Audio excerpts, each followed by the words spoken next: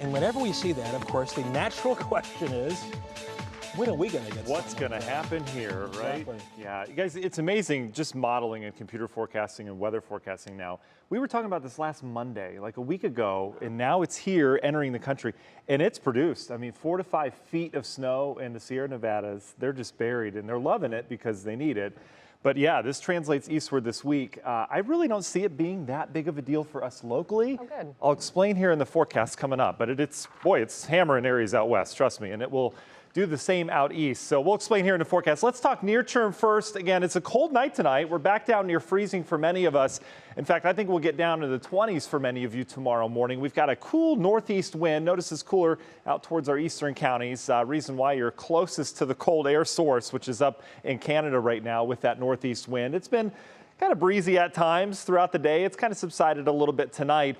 But the one thing that's doing is trying to erode our clouds. Boy, have these been stubborn as they are this time of year. All this milky color you see there is a low cloud cover. It's trapped right now. There's an inversion. So normally cold air, right? It gets colder as you go up in the atmosphere. But what we have is this little sliver of warm air. So the clouds try to rise and they can't go beyond that warm air. So they're trapped here at the surface.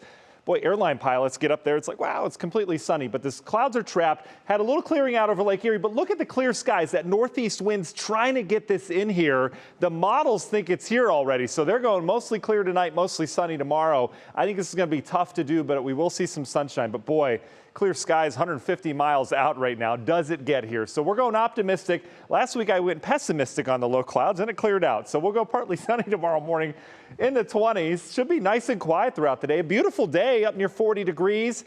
Calm as she goes, right? And again, the clouds have been something we've been pretty used to here over the last couple weeks. All of the gray you see, those are cloudy days. We had one full sunny day that was on the 4th, and then notice we've kind of fallen back into clouds. So tomorrow will be a bonus if we can get the clearing skies. National Design Mart hour-by-hour forecast. Look at this. It has it clear for many of us. Not the case. They don't handle inversions well. So again, I think we'll have some clouds around tomorrow morning, but they should break for some sunshine. The other thing we're contending with is a system out of the west. Notice the high clouds coming from west to east. So you got all sorts of things at play tomorrow. Should be a beautiful day, though. All things considered, we should lose the low, stubborn clouds and no rainfall and no snowfall. All right. Where do we go from there? Wednesday, we start to feel the influence of that system out towards the west.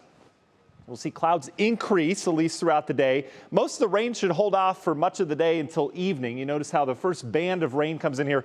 It's going to be a raw rain. We'll be in the 30s at that as that rain approaches. So here's the system we're talking about. This is a huge trough out west that goes all the way down to Mexico. The actual low pressure center's here, but you can see a couple other low pressures within this. This is a big storm, and again, if it's a big deal, I'll tell you it's a big deal. If it's not, we're not going to, frame it up to be something huge. This is a decent storm. It's really blown into the western half of the United States. It's kind of weakened as it's heading over the Rockies, as systems do, but it's going to strengthen again over the next 24 hours and become another big system again as this energy traverses over the Rockies. There's about 1,400 miles of winter weather alerts. All these pink areas, that's where they're going to have a blizzard. There's blizzard warnings, winter storm warnings on the northern end of that. And then there's that severe weather component we were highlighting last week. Already seeing severe weather, a couple tornado warnings right now down in Oklahoma. So how does this come east? Watch this as we go through time. There's your severe weather. Look how it starts to wrap up like a top. Here's your blizzard on the northern end of things. Big old powerful area of low pressure. This rain is going to try to make its way in here on Wednesday. Remember our northeast wind? That's bringing in drier air, so it acts like a stop sign. And watch how this rain just kind of shrinks in coverage initially on Wednesday. So I don't think we see much on Wednesday.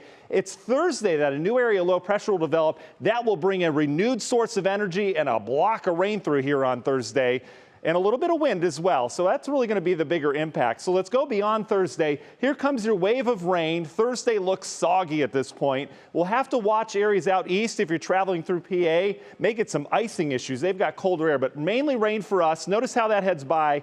We quiet down by Thursday night. Friday morning, it's like nothing happened. The whole swirl's up here, but eventually that gets to us. Cold air starts to come in. We'll have some snow showers out of this. It doesn't look to be a big snow producer. It looks like we'll have snow in the air, and yeah, we'll be much colder this weekend. We'll have to watch for the lake effect on Sunday night.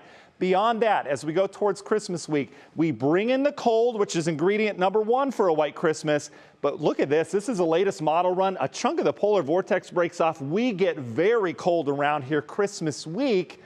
Do we get a storm system that rides the southern tier of that? Well, we'd be set up for success for some snow. We'll wait and see on that. But one thing's for sure, we turn cold around here. Maybe the coldest Christmas for half of the country, the eastern half, since 2000. How about that? Union Home Mortgage 10-day forecast.